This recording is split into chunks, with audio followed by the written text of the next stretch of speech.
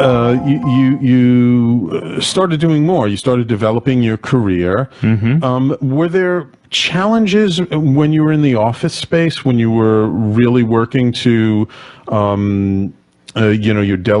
develop yourself professionally, that you found like this challenge of epilepsy would interfere with your career at times? No. Actually, I found out that after taking the meds that I started to take in advance of the previous ones that I were taking, less toxic, as I mentioned, right. I found it to be very balanced. I did not have an attack at my first job after college, which was at Citibank. Wonderful. And that was a very high stress environment, but yet I managed to balance my time and energy, as I said, doing other entertainment or music promotion work on the side. So that balanced me out.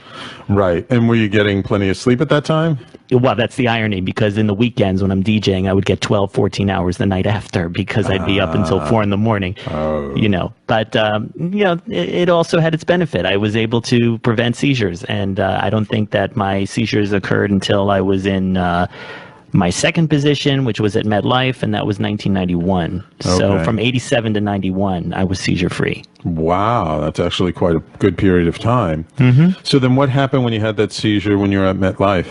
Well, actually, I was on the way to the office, and it was in the middle of the street on 25th Street. Luckily, I knew it was happening, and I ran across the street, and I just had it right on the corner. Oh, okay. So at least you weren't in the middle of the street. Good. No. So good. And I'm assuming you ended up. Did you just end up for late to work that day, or no? Or I called. You had to go to the hospital. Yeah, I called and I said that I'm not coming in. I'm in the hospital right now. Oh, okay.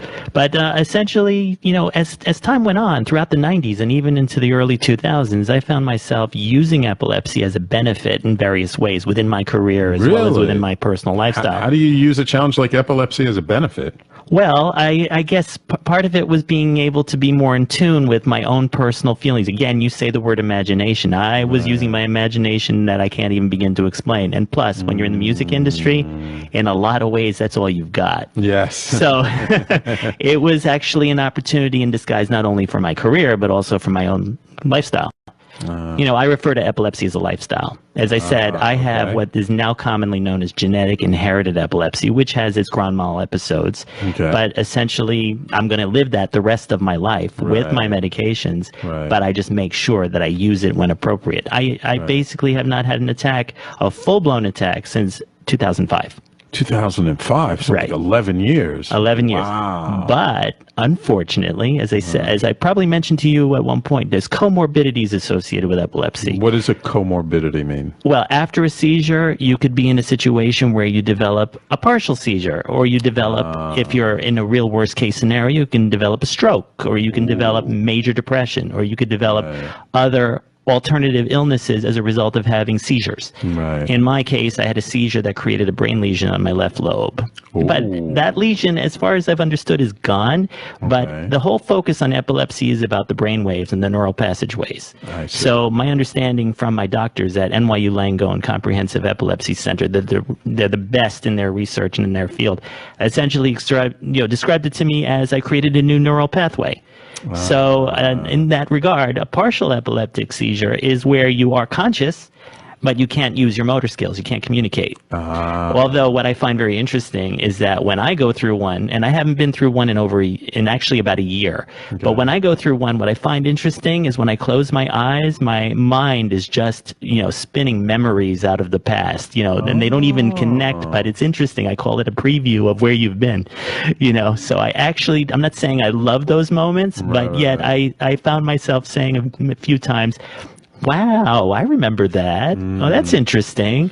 I imagine it must be somewhat similar to, what's her name? Jill Bolte Taylor, who wrote the book Stroke of Insight, who she did a whole TED talk about what it was like as a brain researcher experiencing a stroke herself, and like kind of being aware of things, but then having this bizarre experience. So I imagine for you, it must be kind of something like that, where like you're aware of the experience that you're having, but that doesn't mean you can control it. Well, you never can control epilepsy. The brain is its own world. I mean, think of it as a tremor in California. Tremors continue to happen every day. It's just that when they become earthquakes, they're the ones that are viewed as unexpected, when the reality is with epilepsy, I'm talking to you right now, I could be having electrical discharges. You know, the medication controls that, but what I've learned through my research is that once you have epilepsy, especially as I keep mentioning, genetic inherited, your brain is already subject to being in a kind of functioning that I would say the average normal brain does not do. Right.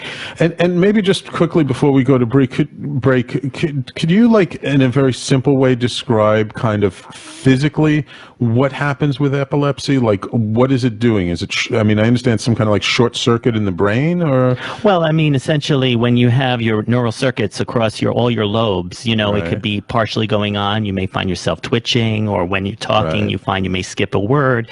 Or if you're having a full attack, everything all of a sudden doesn't look like it's even here. I mean, it breaks in half, or you see strange colors and you smell strange odors, and before you know it, you're unconscious.